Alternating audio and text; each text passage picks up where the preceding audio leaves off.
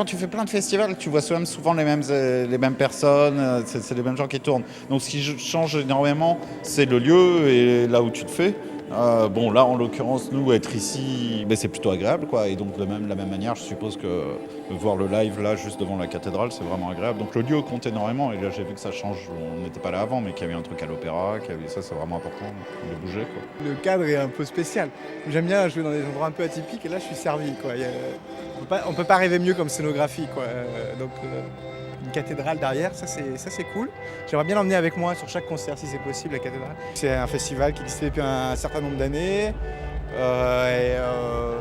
Et j'étais hyper excité d'y être parce que, encore une fois, c'est quand même pas courant de jouer devant une cathédrale et tout ça.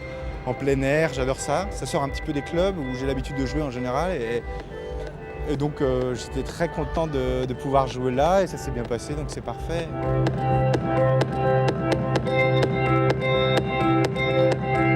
Reims a une bonne réputation maintenant avec le nombre de personnes, enfin tous les gens que vous connaissez par cœur, mais enfin les Yuxek, Brodinski, donc on parle beaucoup plus de la ville que jamais, j'imagine. Enfin, dans la sphère musicale, on s'entend bien. La proximité avec Paris doit jouer énormément. C'est-à-dire, clairement, tu as la facilité, un mec comme Yuxek arrive à vivre ici tout en montant régulièrement à Paris. Et c'est vrai que, chose qu'on ne se rend pas forcément compte quand on est à Paris, mais en 45 minutes de TGV, c'est strictement rien. Tu as des gens qui font plus de temps en transport pour revenir de leur banlieue pour aller au travail à Paris que de prendre le train. Donc ça doit jouer aussi. C'est la réputation de la ville qui a vraiment gagné ces dernières années.